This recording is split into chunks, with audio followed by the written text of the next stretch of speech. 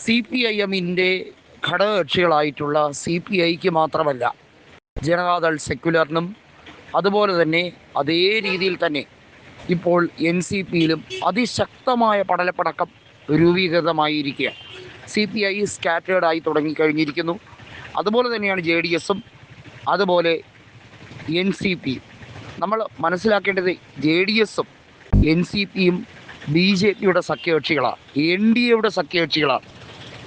NCPയുടെ ഔദ്യോഗിക ചിഹ്നം എന്നത് ഘടികാരമാണ്. അത് ഉപയോഗിക്കുന്നത് അജിത് പവാറാണ്.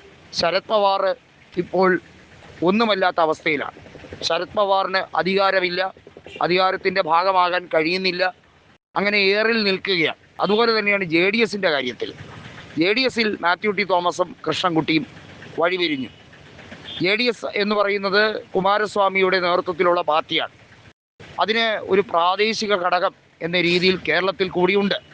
എന്നാൽ തിരുവല്ല MLA ആയ മാത്യു ടി തോമസ് തീർത്തും പറഞ്ഞു BJPയുടെ സഖ്യകക്ഷിയായി അല്ലെങ്കിൽ ആ ഒരു ഫോർമാറ്റിൽ പ്രവർത്തിക്കാൻ താല്പര്യമില്ല, അങ്ങനെ പിണറായി സത്യയെ മൂട് താങ്ങേണ്ട കാര്യമില്ല എന്ന് ഉറക്കെ തീർത്തും പറഞ്ഞു കഴിഞ്ഞതോടെ ആ കാര്യത്തിലും ഒരു തീരുമാനമായി കഴിഞ്ഞിരിക്കുകയാണ്.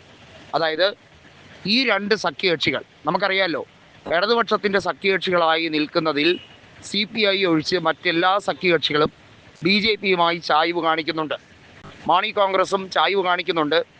അവർക്ക് കേന്ദ്രത്തിൽ ഏതെങ്കിലും രീതിയിലുള്ള അധികാരത്തിൻ്റെ ഭാഗമായി BJP NDAയിൽ ഒപ്പം കൂട്ടിയാൽ ഞങ്ങളെ കൂട്ടുമോ എന്ന് യാചിക്കുന്ന അവസ്ഥയിലാണ് കേരള കോൺഗ്രസ് M അവരോടൊപ്പം ഉള്ളത്.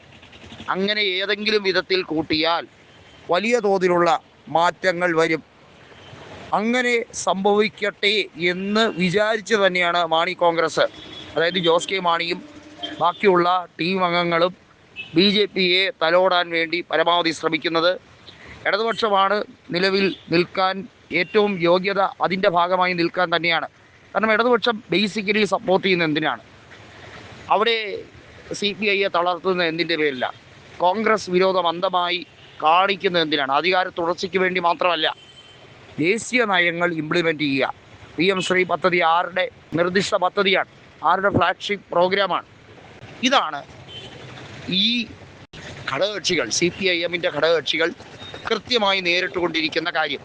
അതിൽ മനസ്സില്ലാ മനസ്സോടെ CPI നിൽക്കുമ്പോൾ NCPയുടെയും JDSൻ്റെയും ഓരോ മന്ത്രിമാർ, കൃഷ്ണൻകുട്ടിയും അതുപോലെ തന്നെ NCPയുടെ മന്ത്രിയായ AK ശശീന്ദ്രനും പൂർണ്ണ മനസ്സോടെ PM ശ്രീ പദ്ധതിയും അതുപോലുള്ള കാര്യങ്ങളും വരണം, BJPയുമായി ഒരു സൗഹൃദം ദേശീയ തലത്തിൽ ആവശ്യമാണ് എന്ന് പറയുന്നവരാണ്. അപ്പോൾ പിന്നെ CPIക്ക് മാറാതിരിക്കാൻ കഴിയുമോ? JDSലും NCPയിലും പിളർപ്പുണ്ടാകാതിരിക്കാൻ കഴിയുമോ?